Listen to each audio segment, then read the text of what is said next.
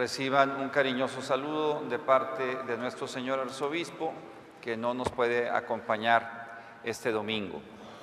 Agradezco la presencia del padre José Luis, que es capellán conmigo aquí en la catedral, y del padre Juan Ángel Acosta, amigo y compañero desde hace muchos años, y también párroco de la parroquia de San Jerónimo.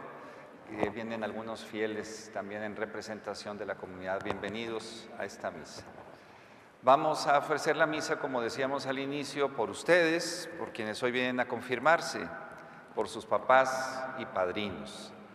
También saludamos con mucho afecto a quienes nos siguen a través de los medios electrónicos, ya sea por la televisión en su casa, en especial quienes están enfermos, y por internet. En este mes de octubre, que es el mes del Rosario, le hemos pedido mucho a la Virgen, especialmente por quienes luchan contra el cáncer de mama, que también en este mes se dedica a esa batalla. Y en esta semana, pues se cumplen 500 años del inicio de la Reforma Protestante, y también les pido pues una oración, unirnos al Papa Francisco, que nos invita a pedirle a nuestro Señor por la unidad de todos los cristianos. Quiero compartir con ustedes 3 breves reflexiones en torno al tema central que las lecturas de este domingo nos proponen, que es el tema del amor. Una palabra que utilizamos mucho, que escuchamos con frecuencia, que tiene diferentes significados, acepciones muy distintas, y que para las lecturas de este domingo, me parece a mí, nos ofrecen una visión muy clara de cómo Dios nuestro Señor y Jesucristo, su Hijo, entienden el amor y cómo nos invitan a vivirlo. 3 reflexiones entonces. La primera, con respecto al amor, que es el principal mandamiento. En segundo lugar, el amor a Dios identificado con el amor al prójimo, a las demás personas. Y en tercer lugar, el amor como criterio para nuestra salvación e inclusive para nuestra felicidad aquí en la tierra. Recordemos que, en primer lugar, para los judíos había muchas normas, muchas leyes que respetar, más de 600 parece, que estaban divididas entre leyes fáciles de observar, que no implicaban mucho esfuerzo, y otras un poco más difíciles, que inclusive exigían hasta colaboraciones económicas. Por eso, cuando se acerca este doctor de la ley a preguntarle a Jesús en el Evangelio cuál es el mandamiento más importante, la pregunta tenía sentido. Él, que se dedicaba a estudiar las leyes, que era especialista en ello, a diferencia de los saduceos, que veíamos el domingo pasado, que no se distinguían por una gran preparación académica.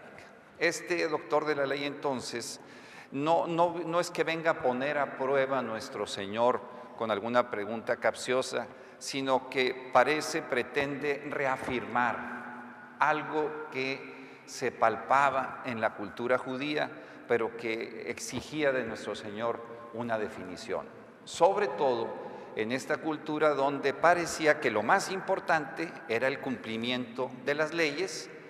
Por eso hay que ver cuál es la ley más importante.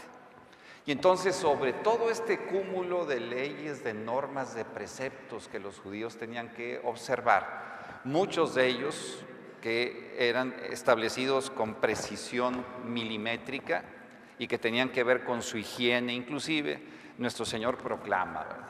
El mandamiento más importante es el mandamiento del amor. Sobre ese no hay ningún otro. Y me parece que deberíamos de reflexionar nosotros, y sobre todo quienes van a confirmarse, sus papás y padrinos, cuál es el mandamiento más importante para nosotros. Con frecuencia escucho a personas preocupadas porque no pueden comulgar en la misa y me dicen: es que no fui a misa el domingo pasado. Pareciera que el mandamiento más importante para nosotros, el que define si estamos en gracia o no, es la asistencia a misa. Y no es así. No quiere decir, de ninguna manera lo entendamos por favor, que venir a misa no es importante. No quiere decir tampoco que asistir a misa el domingo no es uno de los principales mandamientos de nuestra iglesia. Pero sobre ese mandamiento, el que define nuestro estado de gracia es el amor. Ningún otro. Y eso nos debe quedar bien claro, sobre todo para quienes se van a confirmar.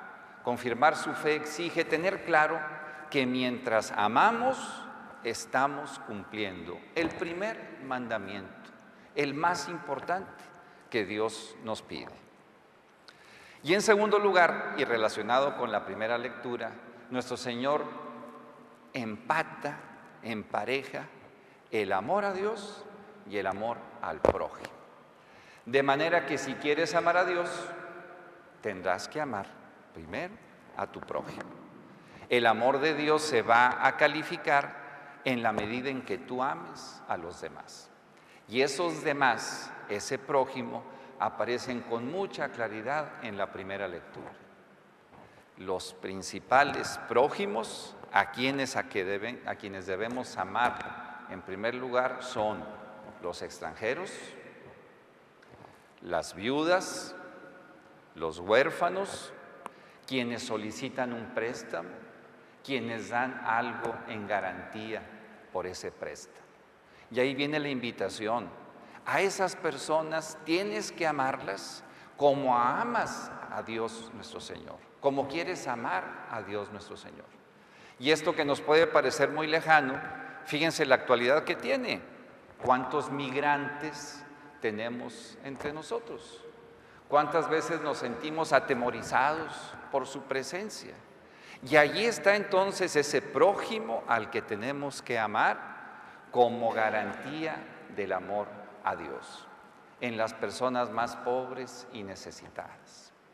De ahí se deriva esta tercera reflexión que les quiero compartir. Todos nosotros nos preocupamos, creo yo, por ser felices en esta tierra y por salvarnos para poder disfrutar con Dios nuestro Señor la eternidad en el cielo. ¿Quieres encontrar entonces un criterio de felicidad y de salvación? Está en el amor a Dios, en el amor al prójimo y especialmente a este tipo de prójimo. De forma que si quieres ser feliz, hay que amar, no hay que odiar.